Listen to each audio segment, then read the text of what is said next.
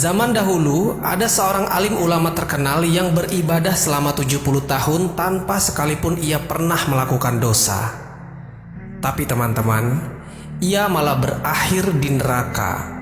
Maka apakah yang salah dari hidupnya? Dan kira-kira perbuatan apa yang bisa menggiringnya ke neraka?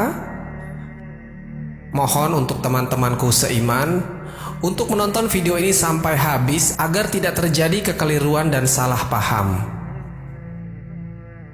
Di video kali ini kita akan membahas tentang seorang alim ulama yang berakhir di neraka.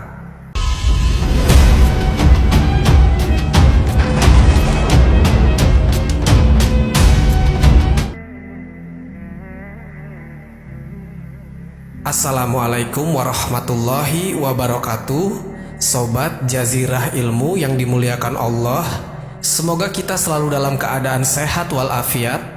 Amin ya Rabbal Alamin. Kisah kali ini dinukil oleh Wahab bin Munabbih radhiyallahu anhu. Kisah tentang seorang alim ulama dari kalangan Bani Israel yang terkenal dengan ketekunannya beribadah kepada Allah Subhanahu wa Ta'ala, dan tak pernah sekalipun orang ini melakukan dosa. Bahkan dosa kecil pun ia tak pernah lakukan. Sampai-sampai malaikat pun kagum akan kesolehan orang ini. Kisah ini terjadi ketika Islam belum disyiarkan dan terjadi di zaman Bani Israel. Kisahnya begini teman-teman. Ada seorang ahli ibadah terkenal di kalangan Bani Israel. Pria ini hidupnya hanya fokus untuk beribadah kepada Allah Subhanahu wa Ta'ala saja. Dan terkenal saat itu, pria inilah orang yang paling soleh di negeri itu. Selama ini, ia tinggal dan menetap di kuilnya, dan selama itu pula ia selalu sembahyang dan mengingat Allah Subhanahu wa Ta'ala di kuil tersebut. Kuilnya ini teman-teman memiliki 2 lantai. Lantai pertama ia jadikan sebagai tempat tinggalnya, sedangkan lantai kedua menjadi tempat peribadatannya.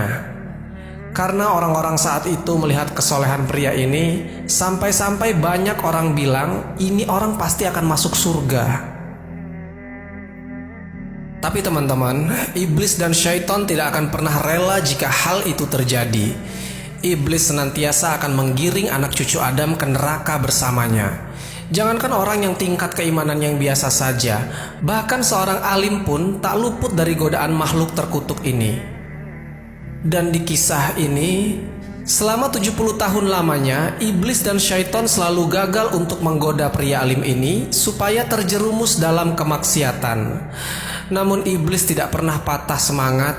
Ia akan selalu menggoda anak cucu Adam selangkah demi selangkah. Teman-temanku seiman, pada suatu hari ada 3 orang pemuda yang datang kepada pria alim ini. 3 orang pemuda ini mereka adalah saudara sekandung. Nah, mereka ini mau menitipkan adik perempuannya yang bungsu kepada pria paling alim di kota itu. Karena ketiga pemuda ini mau pergi berperang beberapa waktu untuk membela kerajaannya. Dan pada saat itu, mereka datang kepada pria alim ini dengan membawa serta adik perempuannya. Namun awalnya pria alim ini sempat menolak karena ia takut akan timbul fitnah di masyarakat. Tapi mereka terus mendesaknya karena mereka yakin jika adik perempuannya dititipkan kepada pria alim ini pastilah tidak akan kenapa-kenapa, karena ia terkenal soleh di antara orang-orang soleh lain di kota ini. Akhirnya, karena mereka terus mendesak, si pria alim pun mau untuk dititipkan adik perempuannya itu, tapi dengan beberapa syarat. Ia ingin adik perempuannya itu tinggal di lantai pertama kuilnya dan tidak boleh keluar sama sekali. Jadi artinya si pria alim ini tinggal di lantai 2 dan gadis ini tinggal di lantai 1, biar tidak timbul fitnah di masyarakat. Akhirnya ketiga pemuda itu menitipkan sejumlah uang untuk biaya makan adiknya selama ia titipkan. Kemudian mereka bertiga pun pergi untuk berperang. Sobat Jazirah Ilmu yang dimuliakan Allah, setiap hari pria alim ini ke pasar untuk membeli makan. Kemudian ia letakkan makanan itu di depan pintu gadis ini. Lalu ia ketuk pintu itu dan pria alim ini pergi sebelum gadis itu membuka pintunya. Kemudian setelah pria alim ini pergi, barulah ia buka pintu dan ambil makanan itu.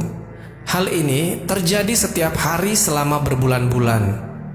Pria alim ini sengaja lakukan ini untuk tidak melakukan kontak kepada gadis ini supaya ia tidak terjerat nafsu. Selama berbulan-bulan ia lakukan seperti ini, hingga suatu hari syaitan datang dan berbisik kepadanya. Tak eloklah jika engkau hanya mengetuk pintu tanpa mengucapkan salam. Bukankah kita dianjurkan untuk mengucapkan salam kepada sesama manusia? Akhirnya keesokan harinya ketika ia sedang membawa makanan, ia ketuk pintu itu dan ia ucapkan salam. Kemudian ia langsung pergi tanpa menunggu balasan salam tersebut dari sang gadis. Ya, tentu saja ini ia lakukan karena ia takut terjerat nafsu jika mendengar suara wanita.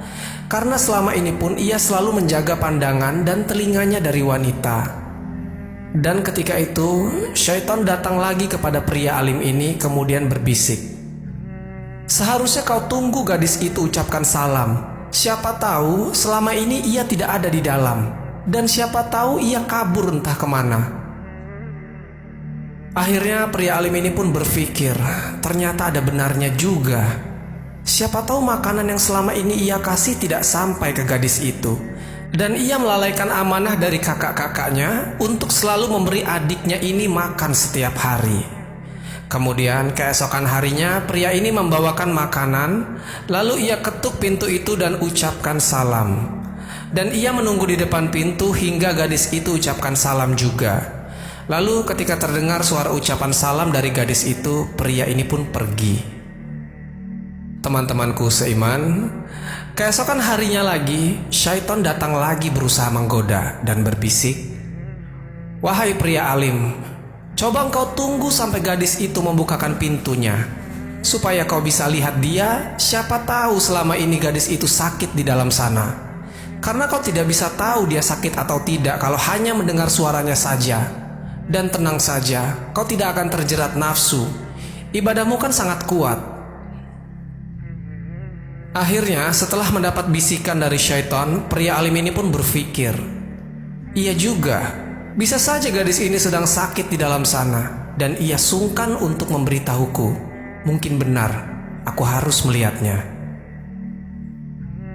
Singkat cerita, keesokan harinya sama seperti biasanya, pria alim ini mengantarkan makanan. Namun kali ini ia tunggu sampai si gadis membukakan pintu. Setelah pintu itu dibuka dan untuk pertama kalinya pria alim ini melihat gadis ini. Ia pun melihat rupanya gadis ini sehat-sehat saja, tak seperti apa yang ia khawatirkan. Lalu setelah pria alim ini melihat, ia pun pergi tanpa berkata sepatah kata pun kepada gadis ini. Nah, di sini teman-teman, syaitan selangkah demi selangkah menggoda pria alim ini. Syaitan datang lagi dan berbisik, "Kau jangan hanya melihatnya saja, bertanyalah kepada gadis itu. Siapa tahu dia butuh sesuatu dan segan untuk menyampaikannya padamu." Akhirnya keesokan harinya pria ini pun melakukan hal itu. Setiap hari ia selalu mengantar makanan dan dilanjutkan mengobrol dengan gadis ini, hingga pada akhirnya terjadi hubungan yang begitu dekat di antara mereka. Lalu tiba pada suatu hari, terjadilah perzinahan di antara keduanya. Dan bahkan teman-teman, perzinahan ini terjadi setiap hari, setiap si pria alim ini mengantarkan makanan kepadanya. Sobat Jazirah Ilmu yang dimuliakan Allah,